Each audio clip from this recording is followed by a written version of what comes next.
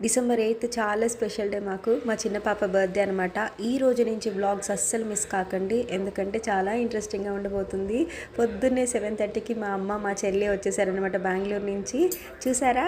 మా చెల్లి అనమాట. మేము అప్ప, అప్ప అని పిలుచుకుంటుంటాము. పవి తన పేరు. ఇద్దరం సొంత చెల్లెం అండ్ తమ్ముడు కూడా ఉన్నారు.